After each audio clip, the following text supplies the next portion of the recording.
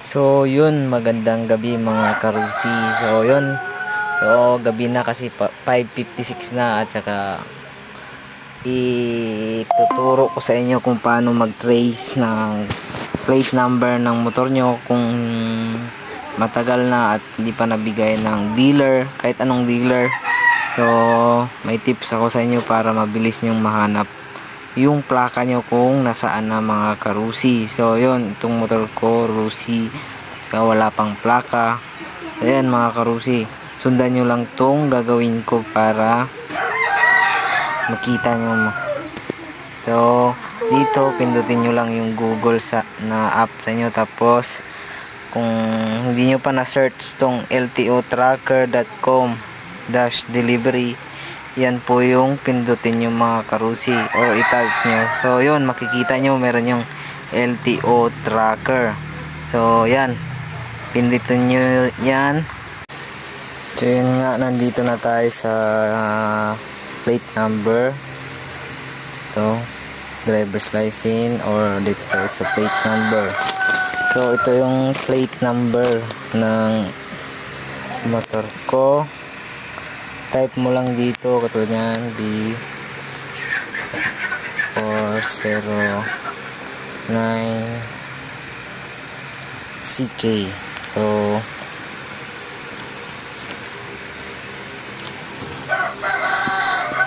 yan, pinito nyo itong check, tapos pinito nyo yung track and check ability.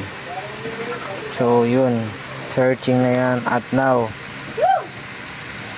So makikita dito, we are now locating plate number recent and understanding. We complete the necessary and tracking procedure. So yun, yung plaka ko is nasa LTO Central Office. Nasa ano pa siya, Pinahan, Quezon City, Metro Manila, NCR. So nandun pa yung plaka ko, kaya hindi rin natin masisisi yung mga dealer kung bakit wala pa yung mga plaka natin, kasi yun nga, hindi pa naibigay ng LTO sa dealer. So katulad ko, nandito ako sa Cagayan, sa may Tugigaraw. So hindi ko maano yung plaka ko kasi pina-follow up ko sa dealer. Siyempre wala pang mabigay sila kasi wala pang binigay ang LTO. So yun, sinubukan ko tong LTO tracker at nalaman ko nasa NCR pa pala. Pero kung gusto nyong ipadala agad yan sa'yo, pwede kayong, so yun, nasa NCR. So kung gusto nyong ipadala agad sa inyo na door to door, dito kayo sa view payment. So yan, sa akin nakabayad na kasi ako nyan, so para ma-deliver nila. So yun,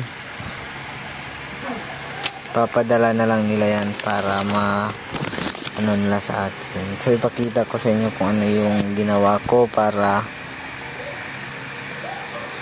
mabayaran. Yun yung binayaran ko, 178 para ipa-deliver. Ayun, ganyan kung kadali kung paano mag trace ng plaka. So pero kung yung ORCR nyo is walang nakalagay na sign plate, so wala pa talaga yan mga karusi. So yun, salamat.